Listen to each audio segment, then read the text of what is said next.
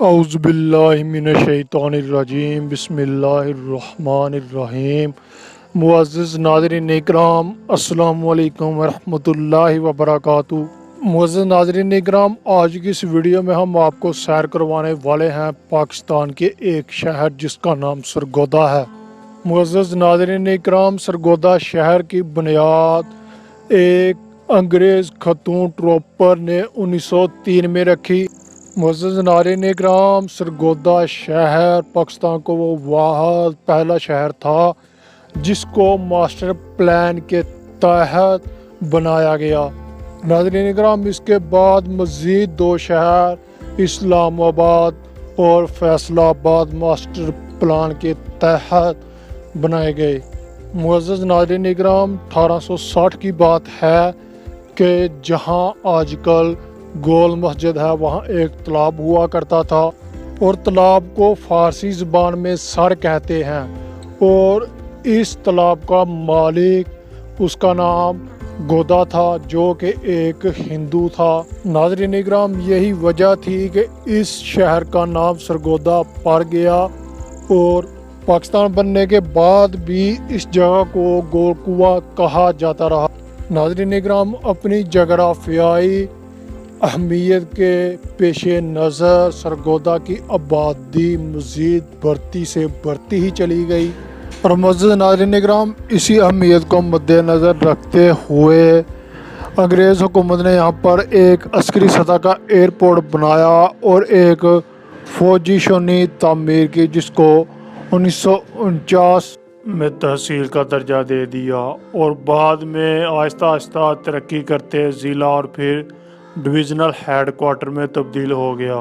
ناظرین اکرام، تقسیم پاکستان کے وقت کنوس اسمبلی کی ایک نشست جو کہ مسلم لیگ کے رہنما سر محمد حیات قریشی نے جیتی، جس کے بعد یہ مسلم لیگ کا گھر تسلیم کیا لگا، اور 1946 کے انتخابات میں بابائے قوم قائد اعظم محمد علی جناح نے 2 بار سرگودا کا دورہ کیا۔ کنو، سنگترا، فروٹر، ریڈ بلڈ مالٹا اور گریپ فروٹ کی پیداوار میں دنیا میں پہلے نمبر پر ہے۔ چاول کی پیداوار میں دنیا کے 11ویں، جبکہ گنے کی پیداوار میں دنیا کے 8ویں نمبر پر ہے۔ زرعی اجناس میں گندم، چنا، مکئی اور امرود جام کثرت میں ہیں۔ مچھلی فارم، گائے، بھینسوں اور بکریوں کے فارم کے علاوہ کبوتروں اور موروں کی افزائش نسل 2 انڈسٹریل ایریا ہیں۔ سالوالی میں لکڑی کا کام بہت عمدہ ہوتا ہے، جس کو نہ صرف پاکستان بلکہ پوری دنیا میں قدر کی نگاہ سے دیکھا جاتا ہے۔ ناظرین اکرام، سرگودا کو اپنے زرعی اجناس کی پیداوار کے تحت پاکستان کا کیلیفورنیا بھی کہا جاتا ہے۔ اگر تعلیمی اداروں کے لحاظ سے بات کریں تو سرگودا میں ایک یونیورسٹی، ایک لا کالج، ایک میڈیکل کالج، ایک ٹیپٹا کالج اور ایک ٹیکنیکل انسٹیٹیوٹ، اور عمومی تعلیم کے لیے 16 کالجز، 5 کامرس کالجز، ایک پی ایف کالج، 31 سے زائد دارالکالجز۔ ناظرین اکرام، اقوام متحدہ کی رپورٹ کے مطابق پاکستان میں شرح خواندگی 30%، جبکہ سرگودا کا لٹریسی ریٹ 80% تک جا پہنچا ہے۔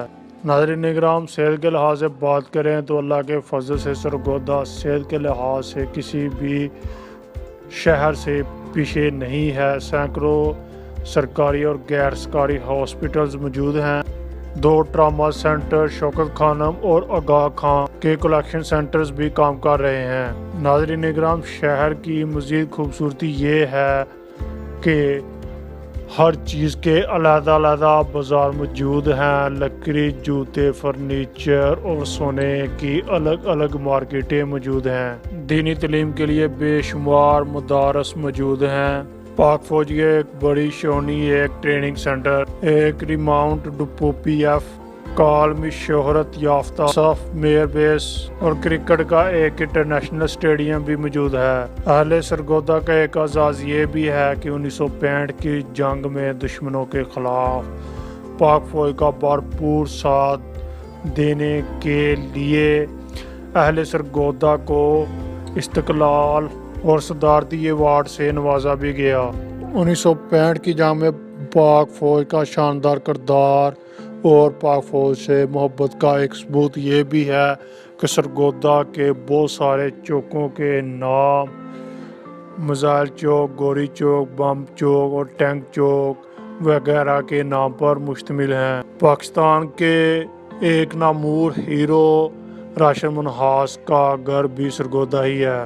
کرنل حسین خان جو کہ نشانہ جرات 1965 کی جنگ میں نماز پڑھتے ہوئے شہید ہوئے تھے، سرفراز رفیقی اور ایم عالم کا تعلق بھی سرگودا ہی سے تھا۔ ناظرین اکرام، دنیا کا خوفناک جرنیل جس کو دنیا کے تمام عسکری جرنیل مانتے ہیں، یعنی جنرل حمید گل کا تعلق بھی سرگودا ہی سے ہے۔ دنیا کا ایک اور حیرت انگیز معرکہ جس میں صرف 34 سینکڑوں میں 5 جہاز مار گرائے، اور یہ لڑائی بھی سرگودا کی ہی فضا میں لڑی گئی تھی۔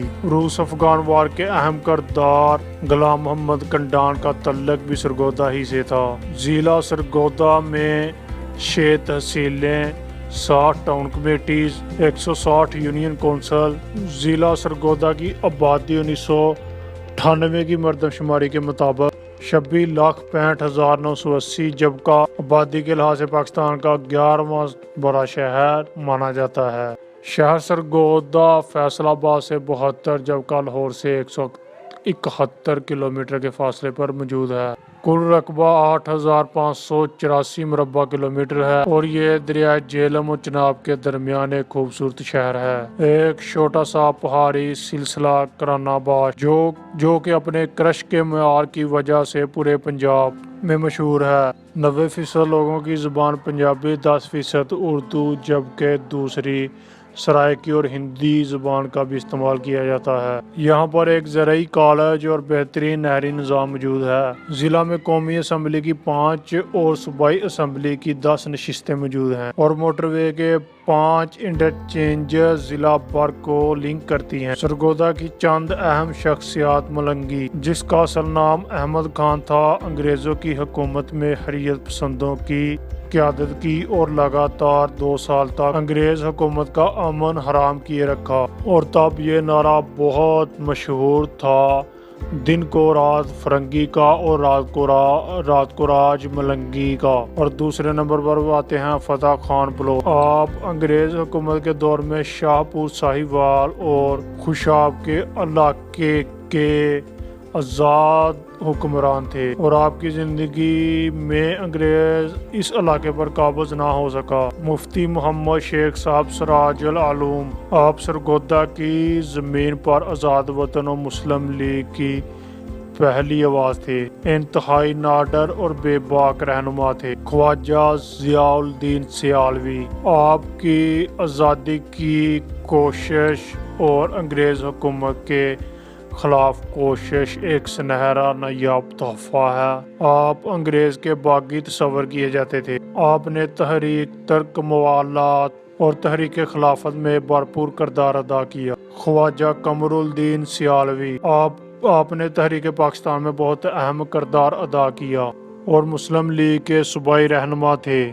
آپ نے آزادی کے بعد تحریک ختم نبوت، تحریک نظام مصطفیٰ میں قائدانہ کردار ادا کیا۔ ملک فیروز خان نون، آپ اپنے دور کے انتہائی اعلیٰ تعلیم یافتہ تھے۔ انگریز وائسرائے لارڈ ماؤنٹ بیٹن آپ کی تدبیر اور سیاست کا متعارف تھا، اور آپ متحدہ ہندوستان کی آخری وزیر دفاع تھے۔ آزادی کے کچھ عرصہ بعد آپ پاکستان کے کچھ عرصہ تک صدر بھی رہے۔ تو ناظرین اکرام، یہ تھی ویڈیو۔ کمنٹ میں اپنے قیمتی رائے کا اظہار ضرور کیجیے گا، اور ہماری حوصلہ افزائی کے لیے ہمارے چینل کو سبسکرائب کریں اور ویڈیو کو زیادہ سے زیادہ شیئر کریں اور لائک کریں۔ تو اجازت ملتے ہیں اگلی نئی ویڈیو میں۔ اللہ حافظ۔